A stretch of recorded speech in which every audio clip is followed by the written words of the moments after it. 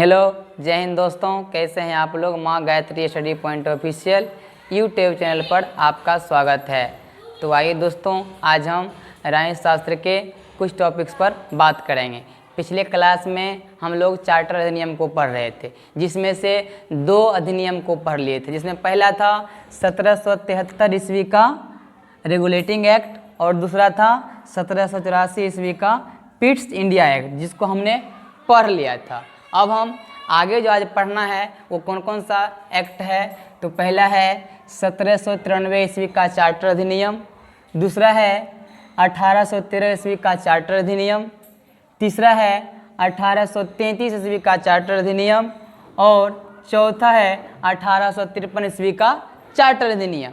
तो आइए इसको हम बारी बारी से समझने का प्रयास करते हैं। तो देखिए, इसमें जो पहला है 1793 ईस्वी का चार्टर अधिनियम, इसमें क्या हुआ था। तो कहता है इसके द्वारा नियंत्रण बोर्ड के सदस्यों तथा कर्मचारियों के वेतन आदि को भारतीय राजस्व में से देने की व्यवस्था की गई।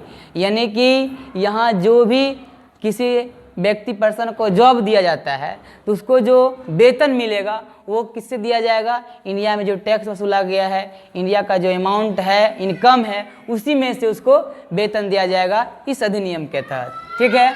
अब जो दूसरा है उसको समझते हैं। वो है 1813 ईस्वी का चार्टर अधिनियम।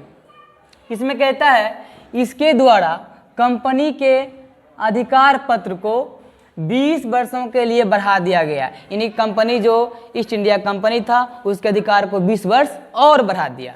फिर उसका आगे कहता है सेकेंड पॉइंट, कंपनी के भारत के साथ व्यापार करने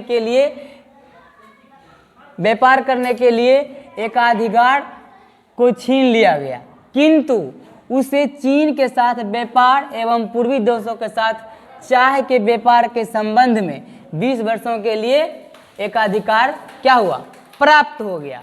अब तीसरा जो पॉइंट है, कहता है कुछ सीमाओं के अधीन सभी ब्रिटिश नागरिकों के लिए भारत के साथ व्यापार खोल दिया गया। मतलब पड़ोसी क्षेत्र जो भी था वहाँ के लोग भारत में आकर के व्यापार कर सकता है इस अधिनियम के तहत। ठीक है।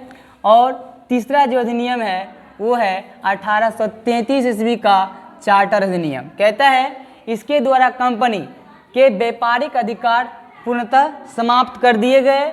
दूसरा कहा अब कंपनी का कार्य ब्रिटिश सरकार की ओर से मात्र शासन करना रह गया है। यानी कि अब देखिए, अब जो है मुख्य रूप से कंपनी क्या करेगी, यहाँ बिजनेस नहीं करेगी, व्यापार नहीं करेगी। अब वो क्या करेगी, इंडिया पर शासन करेगी। ठीक है। इसका तीसरा पॉइंट कहता है कि बंगाल के गवर्नर जनरल को भारत का गवर्नर जनरल कहा जाने लगा। यानी कि अब देखिए, उस समय बंगाल जो था भारत का सबसे बड़ा राज्य था, सबसे बड़ा सूबा था। यानी कि जो बंगाल का गवर्नर हो जाएगा ऑल ओवर पूरा इंडिया का गवर्नर होगा इस एक्ट के तहत। ठीक है। इसका चौथा पॉइंट है, इसमें कहता है भारतीय कानूनों का वर्गीकरण किया गया तथा इस कार्य के लिए विधि आयोग की नियुक्ति की व्यवस्था की गई। यानी कि ध्यान रखिएगा, विधि आयोग की नियुक्ति किस चार्टर एक्ट के तहत किया गया था, तो वो था 1833 ईस्वी का चार्टर एक्ट। ठीक है। अब देखिए एक लास्ट जो है आज के टॉपिक में 1853 ईस्वी का चार्टर अधिनियम।